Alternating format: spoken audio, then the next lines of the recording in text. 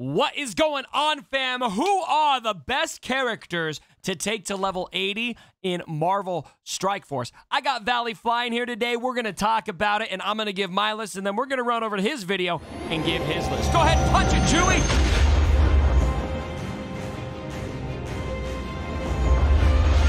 All right, guys, here we go. Valley flying in the flesh. What's up, Valley? What is up, Cubs fan, Gungans, droids? How are you guys doing today? That's the wrong channel. Oh, wrong. Oh, what is up, Cubs fan? How are you guys doing today? It's okay. Gungans and droids are welcome here, too. So I've got 10 characters on my list. We didn't collab on this, really. We did not. You've got your characters. I've got my characters. Yeah, we don't know. I don't know who you have. You don't know who I have. So you guys are going to have to go over to my channel later, see who my 10 are, and then come back and let Cubs know which one you like best. There you go. So we're just going to say Black Bolt, Phoenix, and, you know, some of those top echelon characters. We're going to try to avoid those. They're kind of obvious. Like, if you got a Black Bolt, might be good to take him up to level 80. So I'm going to try to find some more niche characters that might be fun to take up there. So I think you're gonna like my first pick here. Yeah, we didn't collab on limitations and stuff like this, and I limited a few characters on my list as well. Okay. So we'll see if there's any overlap. I'm going to X-Force. I'm picking Negasonic.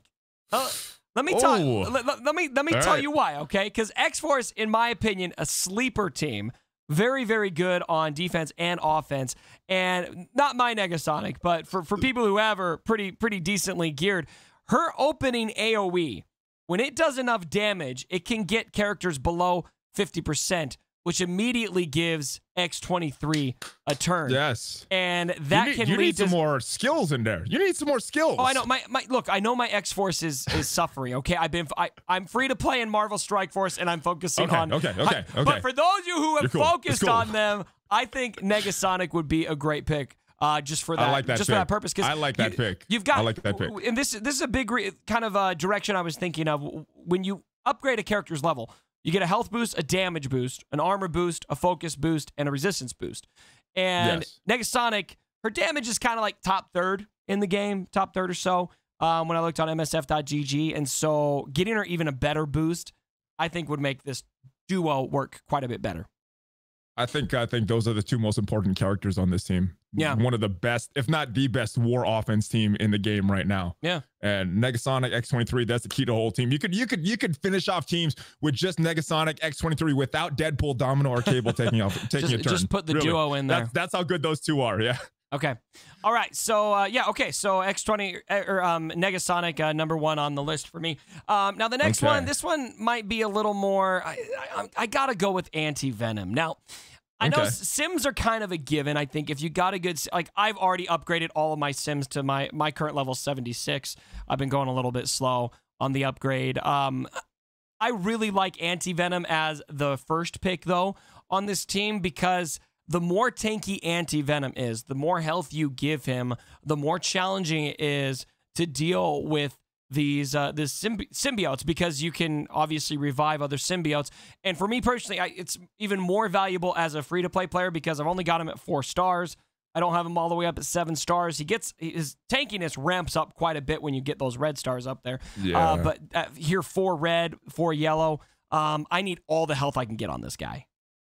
I agree. Great pick, and I like that you T4'd all of his abilities. So yeah, I can't disagree with this pick. It's both of them have been pretty solid so far, brother. Okay. Let's see what else you got from me. I got no comments. Symbiotes are awesome. So any symbiote upgrade is going to be valuable, and I think that another great pick here. I love it. Emma I love Frost. This pick. She is so freaking annoying. Now she's going to be. In fact, I'm just going to take her to level 76 right now because that's definitely up. Let's do it. Let's bump her up. Good. Look at her health. Thank you. 154,000 health, only 3 red. I've got so many more shards to get for her, but especially when you got her up there, you can have an entire team attacking Emma Frost and not get through her. The more health that you get on her, the more armor you get on her, the more challenging it's going to be to handle Emma Frost. She's one of the best characters in the game, dude, and I think she's a no-brainer. Yeah, that health boost, that armor boost gets even better with that when she goes into diamond form also. So, yeah. Yeah, exactly. She's going to be a nightmare for your opponents. I'll just tell you that, especially up at level 80. I had a battle. I took my symbiotes against a Marauders team, a very good Marauders team, and I got the entire team out, and it was 5 symbiotes on Emma Frost. 5-1, and she timed me out. I had, I think, 2 minutes left in the battle, and we couldn't get through her. Okay. Oh, your symbiotes against another Emma Frost. Yeah, not my Emma Frost. My symbiotes. I saw those 3 stars in there. No, this was a 6 red. I misunderstood. 6 red, 7 yellow Emma Frost. That was tier 14, and it was, dude, it was dirty. Absolutely dirty. Horrible to face those big Emmas. Yeah, those big Emmas. All right, another great pick, I think, on that Marauders team is Strife. I really like Strife. I kind of one of the characters I think a lot of people, you get maybe too focused on Sinister and Emma Frost and forget about all of the value that Strife adds there. And so I like Strife for the Marauders team as a second pick. I can't say I disagree with you. That's the triumphant right there. Sinister, Emma, and Strife. Those 3. And it doesn't matter who the other 2 are. They can take out some pretty big teams with just those 3. And Strife is the guy that you got to get through. The more health on him, the more armor on him, the better it is for protecting your Emma, protecting your Sinister, and protecting whoever the 4th and 5th is on this team. Exactly. Okay. So sounds like we're on the same page here. So we're about, let's see here. I'm 4 characters in. Have any of mine matched any of yours? I'm not gonna tell you. I'm not gonna tell you. You're gonna have to wait. I'm not gonna tell you. You're gonna have to wait. No spoilers. No spoilers here. All right. Next up, it's Doc Ock, ladies and gentlemen. Okay. I love Dr. Octopus. And look, he has got some of the higher health percentages in the game. And so giving him that extra health boost, I think, is going to do a lot for this team. It's very hard to get through a good Doc Ock. Yeah, and you build up Doc Ock, that's going to build up the summon as well, because that's based on Doc Ock's health. So, yeah, you're upgrading 2 characters. That was a big part of my logic, is it's upgrading 2 characters. Yep. You're upgrading 2 characters when you upgrade him. So, yes, good move with Doc Ock. I like it. Okay, so Doc Ock. And then Hela. How about Hela? Now, another one of 2 characters. 2 characters upgraded. Hela and Greg. 2 for the price of 1. Upgrade your Greg, but also just the damage output. Like she's got some of the highest damage in the game. You realize she's the 6th most damaged character in the game. She's got the 6th highest damage stat in the game. Basically 5th, because I realize that now. Dr. Doom is up there. Dr. Doom is number 1 on like everything. So let's pretend he doesn't exist. So she's top 5 basically, because most people don't have. Has anyone unlocked Doom yet? No, not as of us recording this. Okay. No. Yeah, I was gonna say I didn't think anyone unlocked him unless I'm behind the times. But the AOE especially is where you get the most benefit from that damage and the utility of that spreading whatever debuffs are there, especially if you can get an ability block getting spread around or something to that effect. It's just very, very nice, or even blind. But the damage that comes with that, ramp that up even more, and oh baby. Yeah, Hela's one of the best characters in the game. That Death Knives, her opening move, very, very strong. And yeah, I can't argue with this. If you're using Hela a lot, upgrade her, because she's going to give you a lot of value in return, especially with her boy Greg.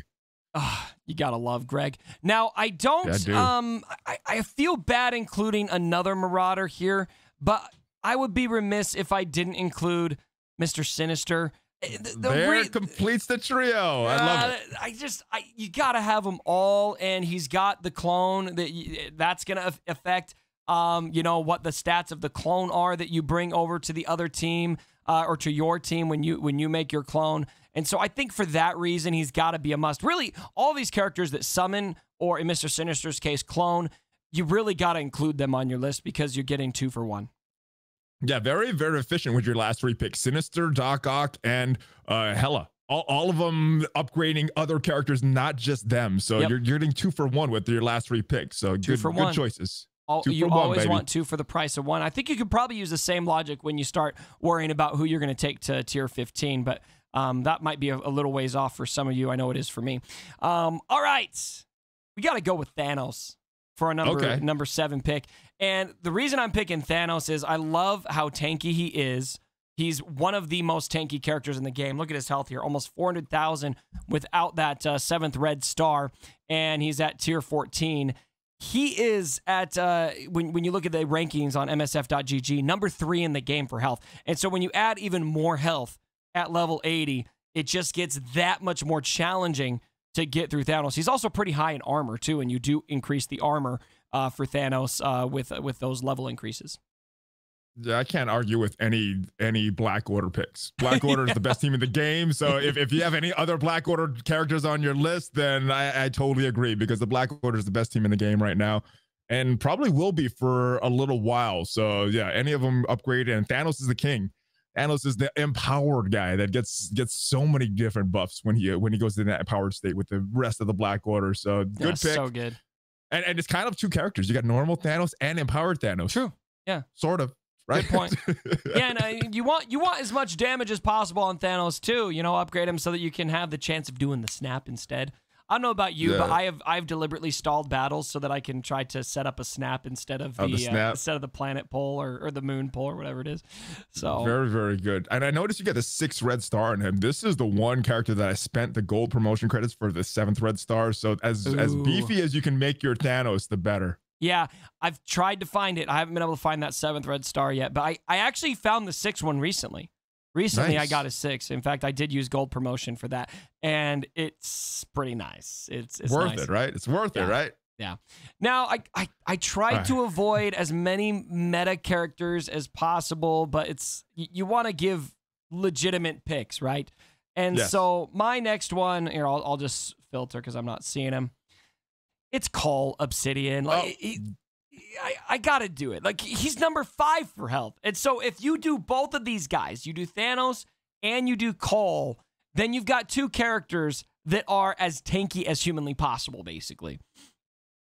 Cole is a very good pick because the longer Cole lasts with all his death proofs and his taunt, the longer you're gonna have to work with Proxima, Corvus, Ebony Maw doing their thing, and then that flip and that big what is that called, the moon drop that Thanos does. So he's the guy that makes that team run with his taunt and keeping the enemies off the not to mention extra damage on all the payback that he his gives. counterattacks. His counterattacks is deadly, dude. His payback, every time it happens to me I cry, and every time I do it to somebody else it makes me smile, because it's just that nice little extra slap in the face. All right, we got one more character left. Are you ready for this? All right, I'm ready. Let's see who it is.